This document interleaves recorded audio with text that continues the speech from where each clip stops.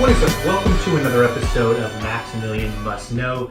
Today I'm going to do a review for you guys on a fragrance called Whiskey from the House of Commodity. I'm excited to do my first official review from this house. I was also sent by them moss and wool. I asked this house to send me some samples about a year ago for a scent safari, and when I opened the box, it was heavy. It had 3 bottles in it, and I've said this a lot. When that happens, I'm like, oh God, because then if I don't like them, that creates an issue, obviously. But I did a quick sort of scent safari on those 3, and now I'm going to go in depth on this one, and down the road I'll go in depth on the other 2. Eventually, I'd like to try. This house has collections: a white collection, a black collection. This is from the black collection.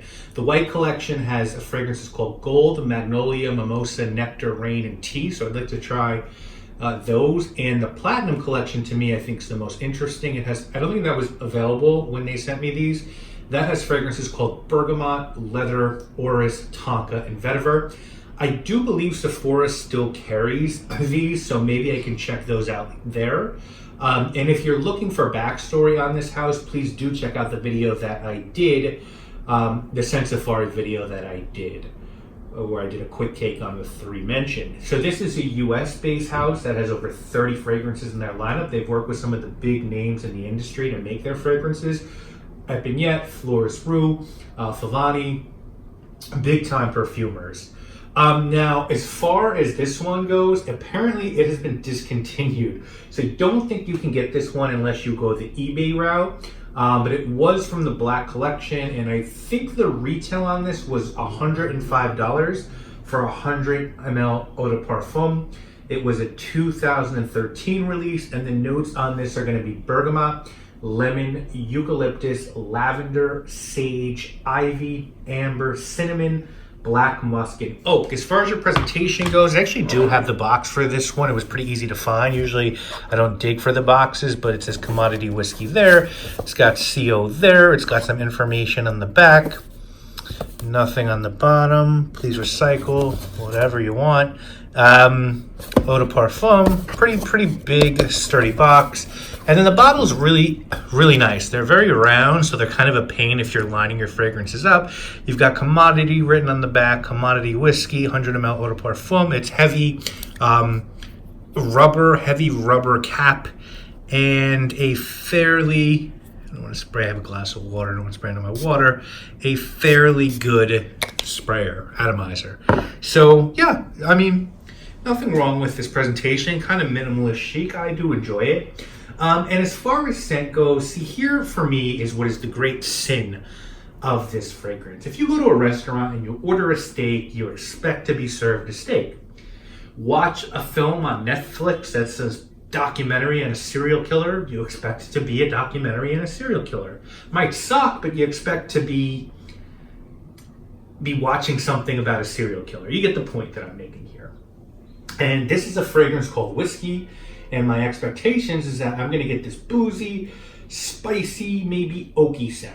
And when you're doing boozy, with gin you can blend angelica and juniper and other spices to try to replicate it. Rum and brandy both have actual extracts you can use. Rum has an absolute, and cognac has an essential oil. Whiskey doesn't have anything like that. So there's something called oakwood CO2 that excellently replicates whiskey as far as I'm concerned. It's sweet, boozy, it's rich, it's nuanced. Anyway, this is sort of spiced wood fragrance, but to me, it doesn't smell of whiskey. And believe me, guys, I have drank an embarrassing amount of whiskey in my life. I rarely drink hard liquor anymore, and I'll admit Scotch was never my thing, but my bourbon and rye game was fucking official. I made killer old fashions and Manhattans, and prior to trying to make my own fragrances, I tried to make my own bitters.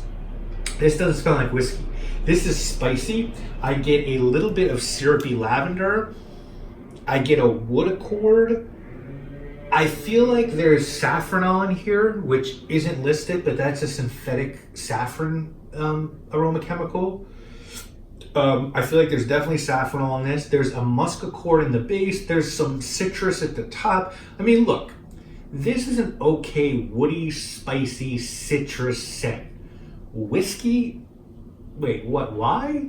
You know, whiskey is a trendy thing. It was a hugely trendy thing in 2013, and I like what Commodity does. I don't think they're trying to be Demeter and play the one-to-one game with Book and Moss, right? But this doesn't even give off a whiskey vibe to me. I mean, fragrances like Killian Single Malt and Mugler Pure Malt do a better job of bringing out that dark, oaky, sweet accord. This is not a bad fragrance. It actually reminds me a little bit of Versace Man, not Eau Fraiche, Man, with this, which is spicy and woody. And that's what this is, guys. It's very simple. It's not a complex scent. It's a spicy, woody fragrance with a little bit of tart citrus at the top, little bit green, wearable for a man. Yes, some designers might have made this a pour homme and have been very happy, but whiskey, I mean, come on, guys, whiskey. As far as performance goes, it's a good performer. It doesn't jump off the skin. It's not going to bowl people over. Not a wallflower either. Sort of subtle in a good way. Probably about 7 hours on the skin. You know, 4 to 5 hours, pretty soft projection with low sillage. I wouldn't say it performs poorly, as bad as a Demeter scent, but it's also not as potent as some of the other boozy scents that I just mentioned. Any scent can obviously be unisex, but this smells like, with that woody spiciness, it was probably made for men. I'm sure that there are plenty of women that will feel quite comfortable wearing this. I think ideally the way you'd want to wear this is either in spring or fall casually. I think this would be a great day out scent, you know, shopping, maybe casual dinner in the evening if you're going to like a gastro pub or something like that, not super dressed up, just kind of hanging out with friends. This could be a fine fragrance for those occasions.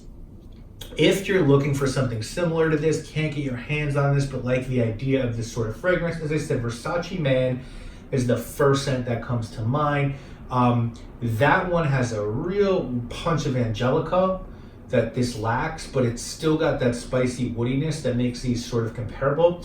With that said, there are a lot of fragrances out there that give off that whiskey vibe. I mentioned Pure Malt, Single Malt by Killian, Whiskey by Portland General Store, Do As the Mobster, Viet Aramis by Buford, Apis Marine by Hermes has that lovely smoky whiskey accord with aquatic tones. So whiskey has been well done in scent, just not here. Now this does get compared to Shalimar a little bit on Fragrantica, and I have to go back to Shalimar eventually. I'm going to buy Shalimar, but I feel like this one isn't as sweet as Shalimar. It's not as well blended as Shalimar. Shalimar has a lovely wet resinous quality to it. It has some civet. It has a really nice incense note in there.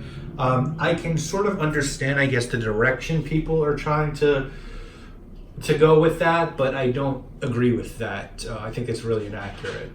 If someone were trying to talk you into purchasing this scent, I think they'd say that it's a nice, safe, woody, spicy scent if you can find it for retail. Cool presentation, decent performer, safe and solid. I think if someone's trying to talk you into skipping this, they'd say, where are you going to find it? Nothing exciting about it. If it's compared to Shalimar, Shalimar buries this. I obviously don't score anything sent to me for review, but while I don't think this is a bad scent, it certainly isn't something that I'd reach for. I will review Moss and Wool from this brand, but if this was my first impression, I kind of feel like this is a nibble from the brand and not a whole meal. It doesn't entice me.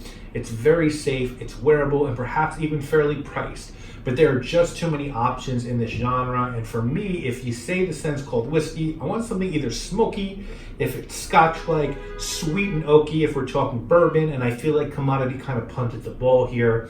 And if I blind bought this, which I'd never recommend, right, based off the name, I'd be bummed. So not my favorite. You could safely wear this, but I don't think it'd be a memorable wear, if that makes sense to you. So guys, that is my review of Whiskey by Commodity. If you've gotten your nose on this, I'd love to hear your thoughts on this. And also, if you've smelled anything else from Commodity, other than the two that I've mentioned, Moss and Wool, that you think I should check out. I work across the street from a Sephora, so I can just easily go in.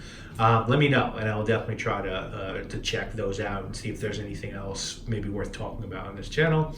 But that's it, guys. I will link to Commodity in the description if you want to check their site out. And again, I think these are available at Sephora. And I'll see you again real soon with more videos, guys. My name obviously is Maximilian.